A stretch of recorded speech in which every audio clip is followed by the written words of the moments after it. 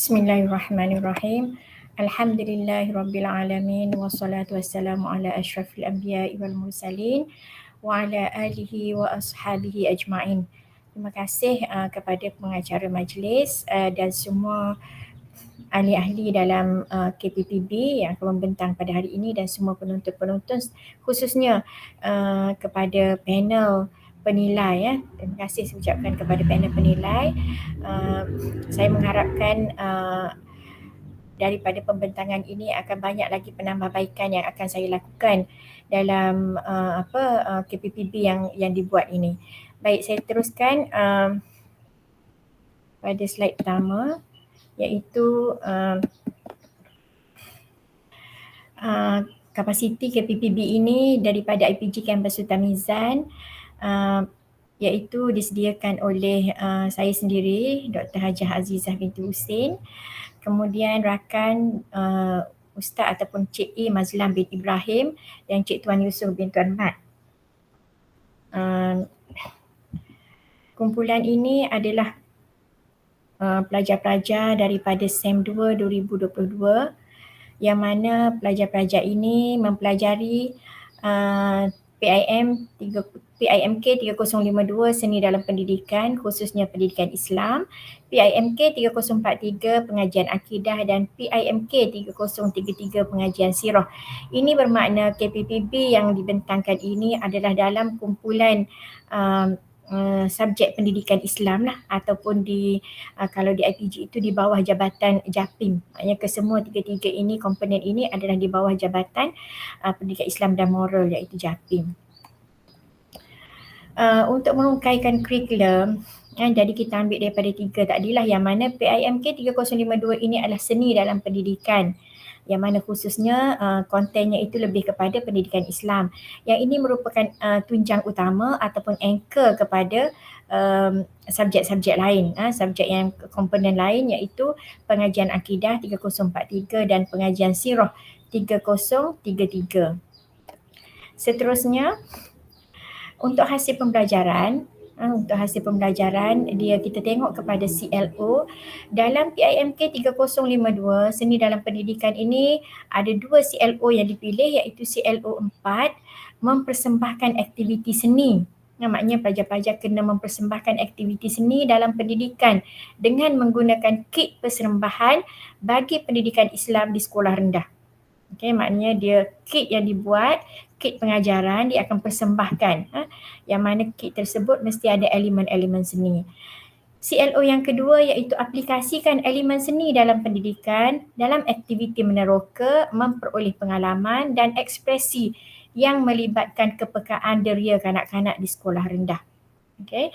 Jadi elemen-elemen seni, untuk pengetahuan semua, elemen seni itu ada tiga, iaitu muzik, pergerakan dan juga seni visual. Jadi tiga-tiga elemen ini kita tidak tetapkan tiga lah, tapi elemen salah satu ataupun kalau ada ketiga-tiga itu lebih baik kena aplikasikan dalam kit pengajaran yang dibina tadi, dan kita boleh diaplikasikan. Okay. Itu untuk yang anchor. Manakala hasil pembelajaran untuk PIMK pengajian akidah, dia ada ada tiga di situ, iaitu CLO 1 menghuraikan pengertian dan konsep ketuhanan, kenabian dan ghaibiyat. Okey, ghaibiyat setakat tu silap tu. Kemudian CLO 3 menganalisis jenis-jenis tauhid, sifat-sifat rasul serta mukjizat hissi dan maknawi. Dan CLO yang keempat membincangkan isu-isu penyelewengan akidah dalam kehidupan melalui perbentangan. Okay, jadi ada 3 CLO yang boleh kita masukkan nanti ataupun kita selaraskan dengan seni dalam pendidikan untuk anchor tadi. Seterusnya PIMK 3033 pengajian sirah, dia ada satu CLO iaitu CLO 3 menghubung kait kepimpinan Rasulullah dengan profesion perguruan. Perguruan. Baik, ini adalah hasil pembelajaran berdasarkan kepada CLO. Seterusnya, kita hasilkan pembelajaran daripada tugasan ataupun daripada pentaksiran berterusan itu, yang pertama daripada PIMK 3052 iaitu seni dalam pendidikan. Tugasan 3 yang mana tugasan ini membawa 15%, iaitu pelajar-pelajar mesti menghasilkan kit persembahan yang berbentuk kit pengajaran menggunakan bahan-bahan sekeliling untuk menghasilkan sebuah model dengan memasukkan elemen-elemen seni, dan model tersebut boleh digunakan dalam pendidikan Islam. Maksudnya dalam PDP pendidikan Islam, model yang dicipta tadi atau yang dibina tadi boleh digunakan semasa pengajaran dan pembelajaran. Seterusnya pentaksiran berterusan untuk PIMK 3043 iaitu tugasan 1 yang memerlukan pelajar-pelajar menjelaskan perbezaan tauhid rububiyah, uluhiyah dan tauhid asma' wa sifat. Dalam masa yang sama, pelajar-pelajar juga perlu menguraikan perbezaan antara mukjizat hissi dan mukjizat maknawi. Tugasan ini membawa markah 60%. Manakala PIMK 3033 iaitu sirah, ada 2 tugasan, iaitu bagaimanakah guru pada hari ini dapat melaksanakan satu kaedah pentarbiyahan yang berkesan terhadap murid sebagaimana yang telah dilakukan oleh Rasulullah sehingga membawa kepada kejayaan yang sangat cemerlang pada masa dahulu. Ini 30%. Manakala tugasan yang kedua iaitu pelajar-pelajar perlu membuat satu perbentangan berkaitan kaedah kepimpinan Rasulullah dengan kepimpinan yang boleh diterapkan dalam kepimpinan pendidikan. Okey, ini membawa 10% markah. Baik, ini adalah hasil pentaksiran berterusan. Baik, di sini kita tengok big idea. Ada big idea daripada ketiga-tiga komponen tugasan tadi, iaitu PIMK 3052 seni dalam pendidikan yang perlu menghasilkan kit pengajaran yang mana ada unsur-unsur ataupun elemen-elemen seni, dan juga untuk pengajian akidahnya dia perlu menjelaskan dan membezakan sifat 20, tauhid uluhiyah, rububiyah, serta bezakan mukjizat hissi dan maknawi, serta pengajian sirah dia kena jelaskan kaedah tarbiyah yang berkesan kepada murid dan kaedah kepimpinan pendidikan.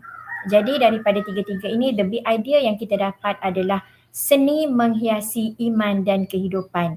Maknanya seni kita boleh hiasi iman kita yang melibatkan akidah dan kehidupan yang melibatkan sirah. Okay, baik, hashtag dia ialah informatif, kreatif dan berseni. Maknanya seni tadi yang hiaskan iman dan kehidupan kita ini hendaklah bersifat informatif, kreatif dan berseni. Baik, seterusnya soalan-soalan essential questionnya ialah untuk PIMK 3052, apakah ciri kit pengajaran yang mempunyai elemen seni dan bermakna? Dia kit pengajaran tersebut maksudnya dia bermakna, boleh digunakan dengan sebanyak mungkin, ataupun paling penting ialah dapat memberi kesan kepada pelajar-pelajar. Itu yang dikatakan mempunyai elemen seni dan bermakna. Apakah ciri-ciri kit pengajaran tersebut? Yang kedua, untuk pengajian akidah, bagaimana untuk memahami dan dapat membezakan sifat 20, tauhid uluhiyah dan tauhid rububiyah, serta membezakan mukjizat hissi dan maknawi menggunakan kaedah yang mudah diingati dan menarik. Bagaimana kita nak bezakan menggunakan kaedah yang mudah ingat? Sebab kadang-kadang contoh sifat 20 sampai 20 pelajar-pelajar kena hafal. Sifat uluhiyah rububiyah yang sentiasa menjadi kekeliruan. Jadi bagaimana mereka boleh mudah ingat dan mudah menariklah untuk dia ingat, bergantung kepada kit pengajaran tadi.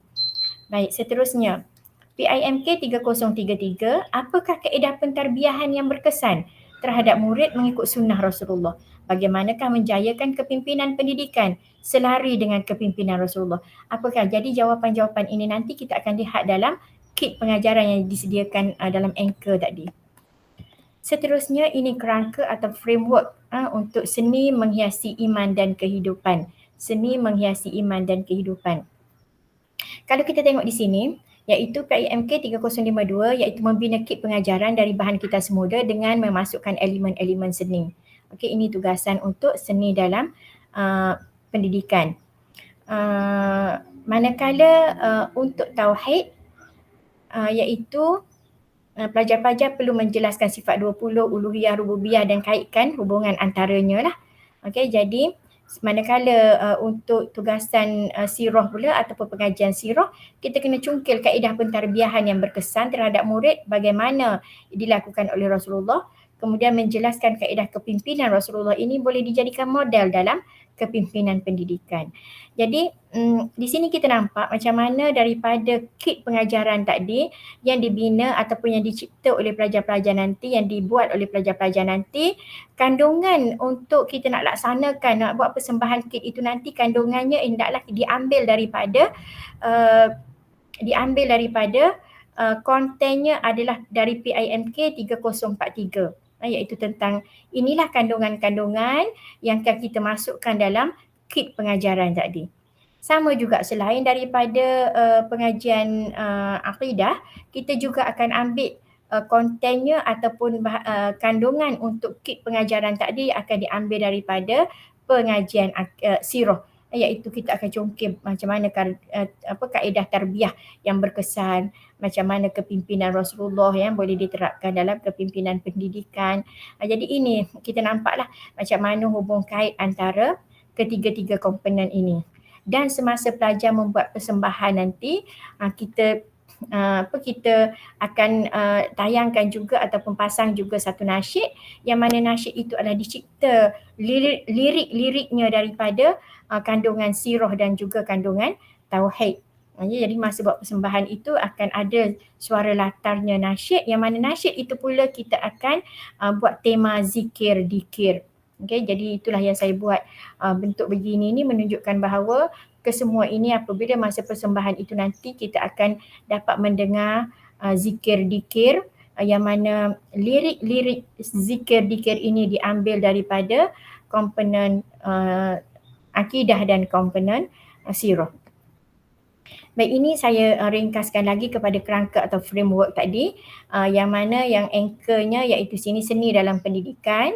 Kemudian PIMK sirah ada banyaklah sebab kita ambil banyak kandungan sirah nanti dalam kit pengajaran itu untuk konten dalam kit pengajaran, dan PIMK akidah kita ambil kurang sedikit sebab itulah ini jumlahnya sedikit. Kalau kita tengok ini lebih besar daripada akidah. Dan tuan-tuan dan puan-puan mungkin tanyalah kenapa tak buat bulatan yang maksudnya ori bulat, tapi ini dilukis disebabkan menampakkan ciri-ciri seni tak dia. Seni iaitu melibatkan lukisan.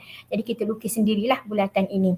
Memang ada yang bulat tu, tapi kita nak tunjukkan elemen seni sudah pun diterapkan dalam perbentangan ini.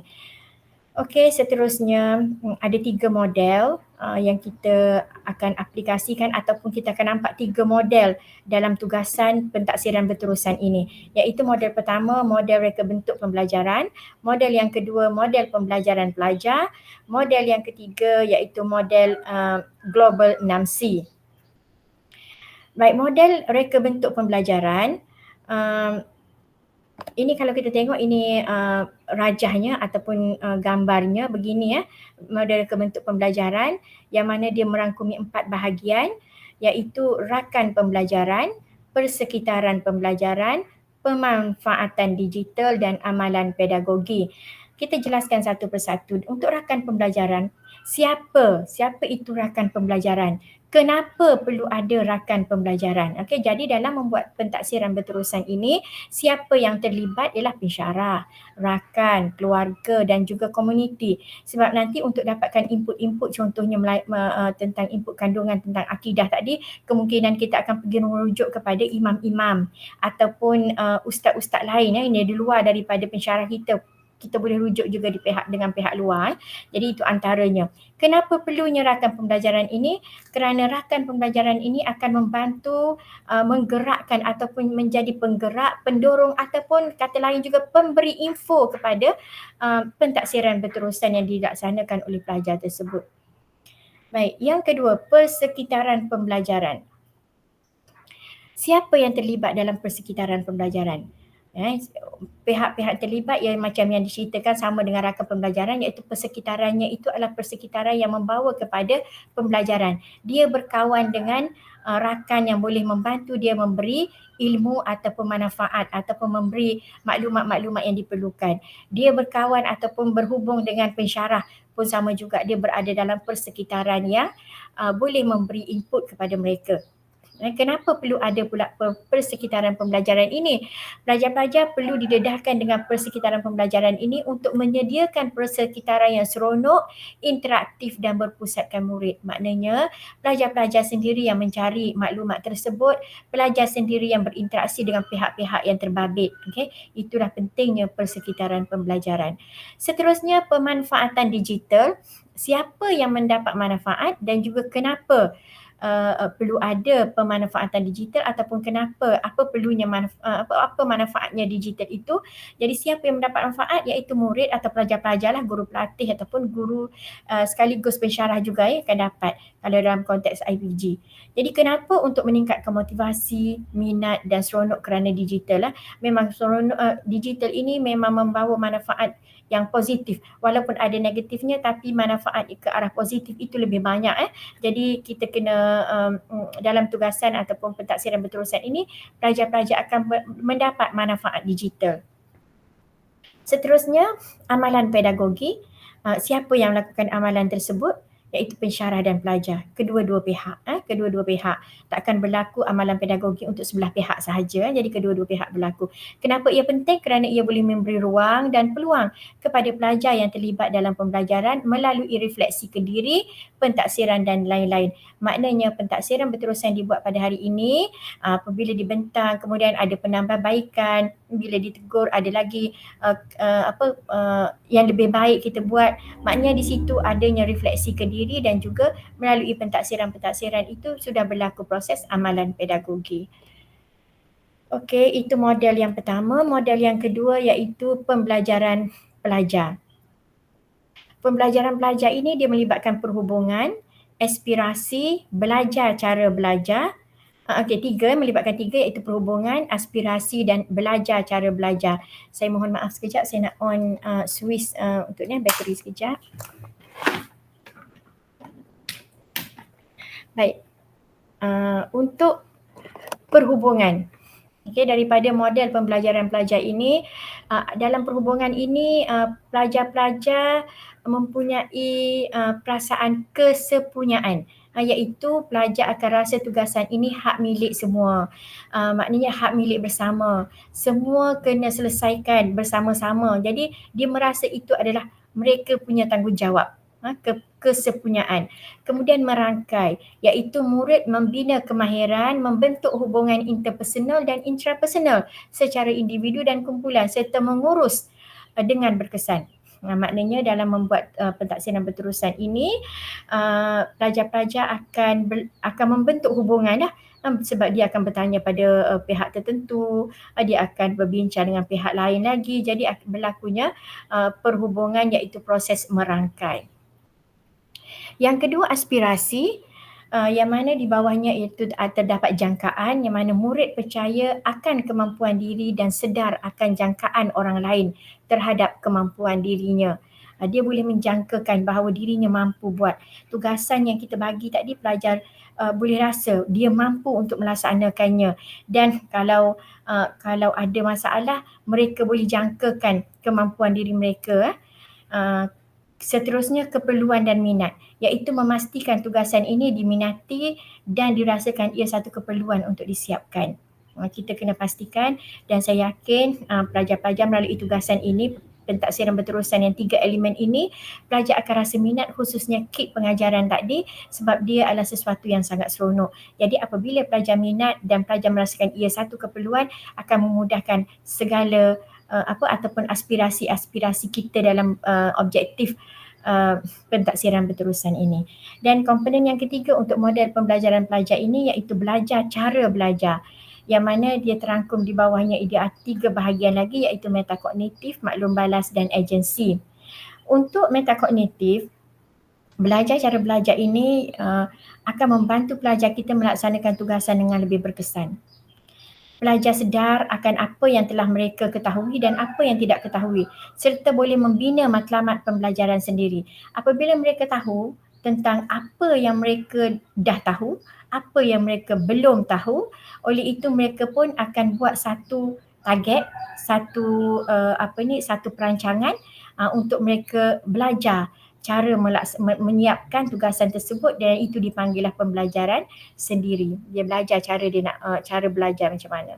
Kemudian maklum balas. Maklum balas ini apabila pelajar bertindak dalam menyelesaikan sesuatu tugasan, mereka akan membuat refleksi terhadap maklum balas yang diterima. Rakan membuat teguran, pensyarah memberi respon, masyarakat atau komuniti juga akan memberi pandangan mereka. Jadi maklum balas berlaku dalam belajar cara belajar. Seterusnya, agensi yang terlibat iaitu pelajar diberikan autonomi dalam pembelajaran kerana mereka dapat berdikari, meneroka idea sendiri, belajar dari kesilapan dan berfikiran kritikal bagi memilih cara dan alat yang sesuai dengan pembelajaran. Okey, jadi ini terletak di bawah kategori agensi.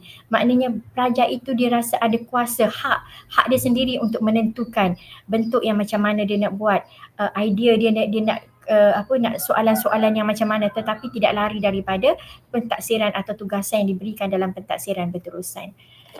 Okey, itu model yang kedua. Model yang ketiga, kalau kita tengok ini, iaitu model kompetensi global. Okey, model kompetensi global iaitu 6C. Yang mana 6C ini, yang pertama ialah pemikiran kritis. Apa yang dikatakan dengan pemikiran kritis ialah dalam menghasilkan pentaksiran berterusan untuk 3 komponen ini, menyiapkan tugasan ini, pelajar akan mahir menilai maklumat, menyampaikan mesej secara mendalam. Pelajar-pelajar juga boleh membina pengetahuan yang bermakna dan dapat aplikasikan dalam situasi yang sebenar. Maknanya dia berfikir bagaimana nak melaksanakan, dia dah ada maklumat dan dia cuba buat, realisasikan perkara tersebut serta diaplikasikan. Itu pemikiran kritis. Seterusnya, ciri yang kedua iaitu kreativiti, yang mana dalam tugasan ini pelajar mampu mencapai tahap menggunakan idea ataupun kemahiran baharu, asli dan luar biasa. Sebab dia, pensyarah akan memberi panduan sahaja atau memberi beberapa contoh, pelajar akan mencari idea sendiri, mencipta satu kemahiran-kemahiran baru, maknanya yang luar biasa yang dibuat. Seterusnya, kolaborasi. Melalui tugasan ini juga pelajar akan melalui proses kerjasama dalam pasukan dan menggunakan kemahiran interpersonal dan intrapersonal. Seterusnya, komunikasi. Pelajar melalui proses menyampaikan maklumat dengan cara yang betul dan maklumat tersebut tepat serta mahir berkomunikasi dengan digital. Maknanya dalam menyiapkan tugasan ini, tugasan yang dibuat itu banyak melibatkan tentang digital. Dan juga bila melibatkan digital dalam masa sama, mereka berkomunikasi juga melalui digital. Mereka menggunakan WhatsApp, mereka menggunakan email, mereka menggunakan chatting dan sebagainya untuk berhubung, dan kemungkinan juga ada menggunakan talian-talian hayat, terus menelefon pada perkara-perkara yang mereka tidak jelas. Baik, seterusnya karakter, watak dan sasiah, iaitu pelajar akan libatkan fikiran, perasaan dan tingkah laku dalam melakukan sesuatu perkara bersandarkan nilai-nilai positif. Maknanya dalam membentuk atau menyelesaikan tugasan yang diberi ini, pentaksiran berterusan yang diberikan ini, pelajar akan bukan kata dia melibatkan tingkah laku sahaja, tetapi dia juga kena melibatkan perasaan. Nak jaga hati rakan, nak jaga hati pensyarah. Dalam masa sama dia juga memerlukan satu fikiran, iaitu memerlukan idea-idea yang bernas, idea yang luar biasa tadi kita sebut. Maknanya ini akan membentuk watak dan sasiah ataupun karakter pelajar tersebut ke arah yang positif. Dan yang terakhir untuk 6C ini iaitu kewarganegaraan ataupun citizenship. Pelajar terterap dalam diri mereka sepanjang mereka mengadakan program ini atau menyelesaikan tugasan ini, akan terterap dalam diri mereka sikap patriotisme, iaitu cinta kepada negara dan mempunyai identiti nasional walaupun berada di luar negara. Itu yang kita nak. Sebab ada semangat kepunyaan, ada semangat kerjasama, ada semangat ingin menyiapkan dalam masa yang ditetapkan. Semua itu akan menjadikan pelajar kita itu jati diri yang kuat. Okey, jati diri yang kuat. Baik, Model seterusnya iaitu model 3E. 3E ini terdiri daripada engagement, enhancement dan juga extension. Okey, yang untuk engagement ini penglibatan pelajar yang pasif dalam menyiapkan tugasan berganding dengan pelajar yang aktif menggunakan teknologi terkini. Maknanya ada penglibatan antara pelajar-pelajar yang kurang aktif dengan pelajar yang aktif dalam tugasan ini. Jadi bila ada gabungan dua kategori ini ataupun kemungkinan level-level pelajar itu terbahagi kepada beberapa kategori lagi atau beberapa level lagi, akan berlakunya engagement dalam kalangan pelajar tersebut. Kemudian enhancement teknologi akan mengukuhkan dan memantapkan pelajar-pelajar dalam menyiapkan tugasan ini. Okey, mereka berhubung dan dapat memantapkan tugasan khususnya menggunakan aplikasi ataupun teknologi yang terkini. Dan akhir sekali extension, iaitu pelajar boleh memperluaskan hubungan dengan pihak luar melalui teknologi untuk berkongsi ilmu dan kefahaman yang diperolehi khususnya dari tugasan ini. Maknanya dia boleh sebarluaskan lagi melalui Google Meet, melalui YouTube, melalui FB dan sebagainya. Itu yang dikatakan boleh perluaskan lagi. Baik, okey, setakat itu sahajalah pembentangan saya untuk KPPB Japim ini daripada saya sendiri ataupun kumpulan IPD Kampus Sultan Mizan untuk subjek ini. Jadi sekali lagi saya mengucapkan ribuan terima kasih kepada semua pihak yang terlibat. Maka di sinilah kita boleh katakan bahawa mana lebih idea tak di sini nak tunjuk. Okey, di sinilah bahawa apabila kita tengok tugasan-tugasan ini, kita akan nampak bahawa seni akan menghiasi iman dan kehidupan kita. Kita tidak dapat pisahkan iman dan kehidupan itu dengan seni. Sekian, wabillahi taufik wal hidayah. Wassalamualaikum warahmatullahi taala wabarakatuh.